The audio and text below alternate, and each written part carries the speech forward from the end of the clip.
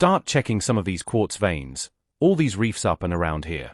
From mining over 1,000 ounces of gold to coming across an old forgotten mine filled with gold beyond his wildest dreams. This is how Parker Schnabel discovered a long-lost ancient gold mine.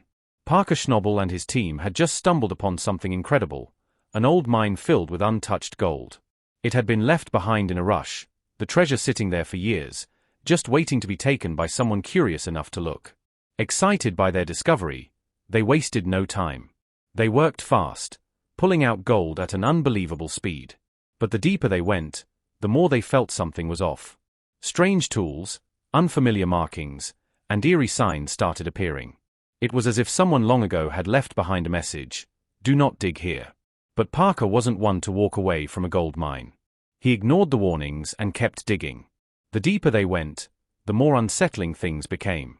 Then they found it, something that changed everything. The forgotten mine. At first glance, it seemed like the ultimate jackpot. Thick veins of gold lined the rock walls, shining even in the dim light. There were no signs of old-school mining tools, no mercury contamination, just pure, raw gold waiting to be taken. Parker claimed every last bit without hesitation, but gold always comes at a price. What they uncovered wasn't just treasure. It was a mystery wrapped in danger. It reminded Parker of a story his grandfather once told him. One day, his grandpa had an unbelievable gold haul, 42 ounces in a single day. But 4 hours later, everything changed. As the dust settled, a strange sound rose from the ground. It wasn't just a mine. It was something much more. Parker's team had no permafrost to deal with, no million-dollar machines burning fuel, just them, the mine, and a growing sense of unease. They thought they were just digging for gold. Instead, they had uncovered something that was never meant to be found. Wait, there's more. Unlike other mining operations they had been through, this one was just simple, efficient digging with massive rewards. In just a few hours, they had pulled over 100 grams of gold. It felt almost like stealing from history itself, and something about it felt off. The more they dug, the more questions arose. Who had left this mine behind? And why had no one ever come back? If it was as good as it seemed, then where was everyone? Just as they reached what should have been the most lucrative part, they found something they weren't prepared for, evidence that they weren't the first to uncover these riches, and those who came before had left in a hurry. While things were looking good for Parker, the same couldn't be said for everyone. Another miner in the area had been working tirelessly, desperate to hit bedrock. He had poured everything he had into a single hole, a hole that kept swallowing money faster than it gave back gold. It was a high-stakes gamble, the kind Parker knew all too well. He watched closely, knowing how easily fortunes could flip from riches to ruin. But here's the kicker. When Parker's team went to clear the site, they realized this wasn't just an abandoned mine. It was a time capsule frozen in history. The rock formations didn't match modern geological maps. On top of that, the tools they found were too advanced for the time period. And something had been left behind, something more valuable than gold. If they could pull 5 or 6 kilos of gold in one haul, they'd be set. But this was never just about the money. It was about the chase, the thrill of knowing something massive was just within reach. Further downstream, men spent millions trying to strike gold, scooping dirt off the riverbanks like it was easy. But every scoop was either a step toward fortune or a reminder of how quickly things could go wrong. Parker had been in tight spots before, but this mine had a strange energy. It whispered of past miners who had tried and failed. Yet despite the warnings, Parker's instincts told him to keep going. To him and his team, this felt like the ideal gold mine they had wanted all along. Since they weren't sure why anyone would leave such a rich place in a hurry, the best thing they could do was mine as much as possible while figuring out the rest. However, the ground became more unstable the deeper they dug.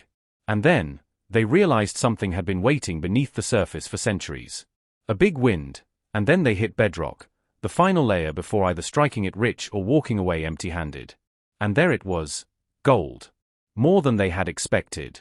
More than anyone in the area had found in decades. But the real discovery wasn't just the gold.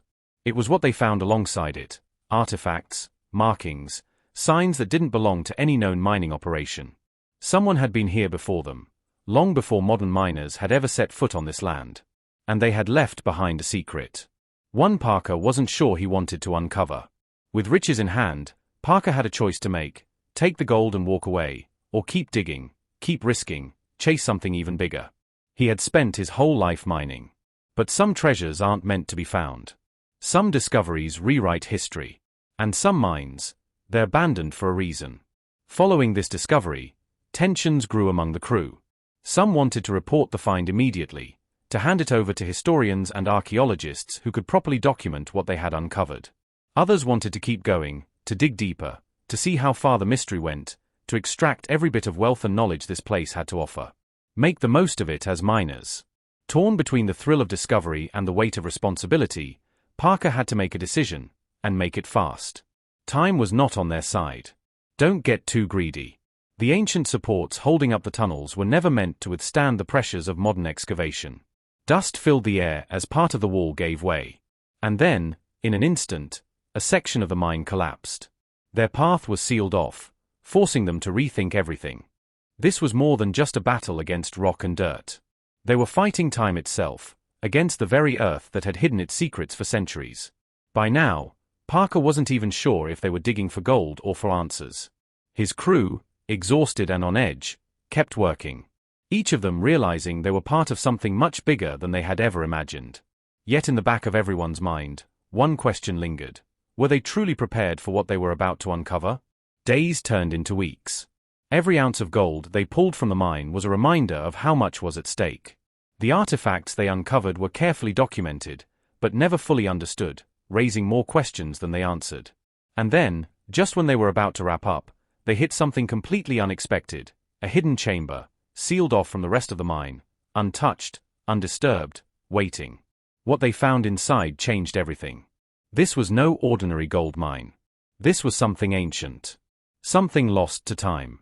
And in that moment, Parker knew he had a choice. Take the gold he had obtained and leave a rich man, or step into the unknown and uncover the truth buried beneath the surface, and risk his life and that of his crew. At this point, mining wasn't just about gold anymore. It was about discovery. About survival. About history itself. Yet this wouldn't be the first time Parker was making history. Back in the early days, holding a claim in the gold rush was a battle of its own. Parker and his crew came into the mining scene with more enthusiasm than experience. Their first season was brutal. They barely scraped together 15 ounces of gold, not even close to the big payday they had dreamed of. Bad luck, no experience, and a harsh dose of reality nearly broke them. But instead of quitting, they doubled down, risking everything for another shot. Their journey to becoming legendary miners wasn't easy. Just when they thought they were finally getting the hang of it, they lost their claim. But instead of licking their wounds, they hustled at Quartz Creek. They clawed out nearly 100 ounces of gold, proof that they weren't done yet. A teenager's mining partnership was making big moves, showing off to the veterans he wasn't just some kid playing in the dirt anymore. The Hoffmans weren't messing around either, pulling in over 800 ounces, a huge jump from their rookie year. But for Parker, it wasn't just about luck anymore. It was about strategy, grit, and knowing when to take risks. The competition heated up, pushing everyone to take bolder steps. Parker, no longer content with playing it safe, aimed higher, and hauled in over 1,000 ounces, making a clear statement. Todd Hoffman and his crew had their best season yet, but their numbers were starting to look small compared to Parker's rise. The pressure to perform was growing, and the rivalry had shifted from friendly competition to a serious battle. Parker shattered expectations with over 2,500 ounces. The Hoffmans, refusing to be left behind, brought in nearly 1,400. However, as talented as Parker was, he did have some bad days. It was 9 weeks into the season, and he had started big, by investing $2.5 million on a promising haul, only to end up with just over $1 million worth of gold. Knowing that he was running out of time, Parker decided to do something he'd never done before: run 3 wash plants simultaneously. With more ground to cover, he sent a third wash plant and an additional crew to the Indian River, with the hopes of scoring over $2.5 million in just 3 weeks. After hearing Parker's plan, Mitch Blaschke shared the same enthusiasm and hope of making it big in the shortest time possible by running multiple wash plants at once. To him, each wash plant would manage to get a good amount of gold each week. And when they combined all the gold from the 3 plants, it would add up to a lot of money. At least that's what they thought. As exciting as this was, Parker understood that they had to do the work. Running 3 wash plants meant the potential of getting more gold, yes, but it also meant more pressure for the staff and more headaches for Parker. As hard as it would be, it was the only way, and they had to pay the price. At Dominion Creek, Parker already had wash plant Roxanne running, processing pay dirt from the long cut. A mile and a half from there was Big Red, churning through the top gravels in the bridge cut. The only thing that remained was firing up a 45-ton shaker deck called Bob from his Dominion yard.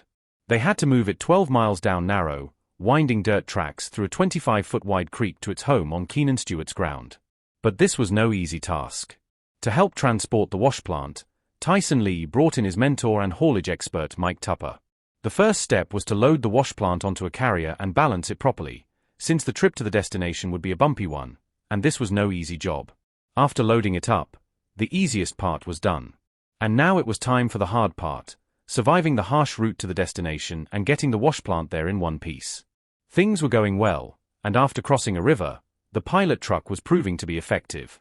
After arriving at the destination, the plan was simple: set everything up before dark since they wanted to utilize every minute to sluice as much gold as they could. In this mining industry, a day can mean making millions or losing millions. And so they began setting it up. The only thing remaining to begin the operation now was the push of a button. With Brennan ready to start feeding pay dirt to the wash plant, Bob was activated and the sluicing began. By now, Parker and his crew had 3 wash plants running. To them, this increased the odds of meeting their 10,000-ounce goal that year. And although time was running out, the team did their best and got 3 thermoses of gold, 1 thermos for each wash plant.